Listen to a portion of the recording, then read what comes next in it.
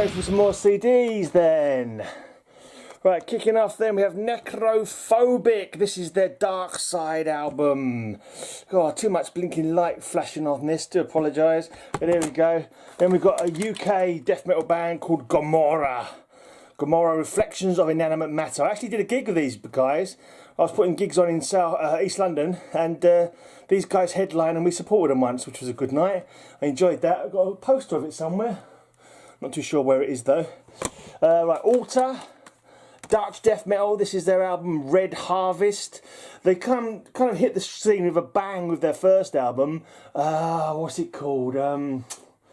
Something anti-Christian, but I can't remember what it's called now. But it was really good anyway, and they kind of lost their way after that. But I don't know, I liked them. I still thought they were good. But their first album, to me, really sort of banged, kicked them off with a bang. But then they never really kind of got any much further with it. Youth Against Christ was the name of their first album. Right, now here's a UK underground death metal band. They had a couple of demos. I think there was 2 demos plus this EP. I think I got all of them actually. This is Beyond Fear. Not to be confused, I think there's an American band who used the name Beyond Fear as well. I think you might have had Ripper Owens singing in Beyond Fear, the American version. But this is the UK version, and this is their EP, Haunted by Visions of a Third Atrocity. Yeah, they were a good band back in the day. I liked them anyway. But they kind of like disappeared and, I think they just went their separate ways and nothing ever came of them. Yeah, it says here, RIP Beyond Fear. August 93 to August 1996. Thanks to everyone who helped us over the years. But yeah, I actually interviewed them in my fanzine and played them on a couple of my compilation tapes that I put out as well. It's a shame, they were cool. Right, then we have Crabber 4. Czech death metal, I believe. It's either Czech or Polish. I think it's Czech. I think they're Crabber 4 are a Czech band. This is their album Mortal Memories. Right, Transgressor. Ether for Scapegoat. I think this is kind of like a doomy death kind of thing. I believe these guys are Japanese. I could be wrong. I think they're Japanese. I don't know. It's on Cyber Music from Holland, so maybe I'm just getting my wires all crossed. I know, it definitely looks like a Japanese band. You got Akihito, Yoshio, Takashi, and Kimihide. Yeah, so that's Transgressor. Pretty sure they were Japanese. Right. Dutch band Occult. This was in the black metal days before they became kind of death thrash. This is Prepare to Meet Thy Doom. Right, bit of Suicidal Tendencies. Join the army. You can't beat a bit of thrash. Can't beat a bit of Suicidal Tendencies. They were an awesome band back in the day.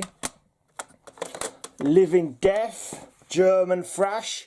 I've actually got this on vinyl as well actually. This is Protected from Reality. Cool album. Bit of gothic-y doom death here. Tristitia. Garden of Darkness. A nice looking gatefold kind of fold out plastic doodaddy thing. I don't know what you'd call this. But yeah, it does all that. It folds out, it does all that. I think this might be Holy Records. Yeah, Holy Records. All that kind of avant-garde kind of stuff you could see on Holy Records. Alright, this is an awesome traditional doom heavy metal band from the UK. Yorkshire, I think. It's Iron Void. This is their Spell of Ruin CD. These guys have got about 3 or 4 albums out now.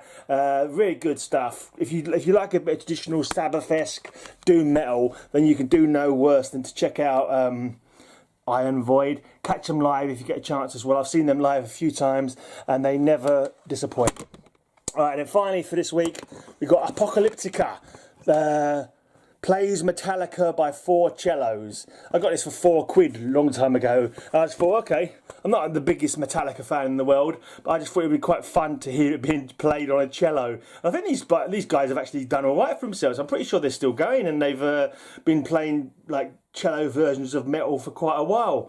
But yeah, I think this might have been their first release. I'm not too sure. I certainly picked it up a long time ago. I knew nothing about it at the time, but it made a cool talking point at one point. This is from 1996, I believe. Yeah, 1996. Anyway, that's all the CDs that I'll show you this week. Come back next Saturday, I'll show you some more CDs.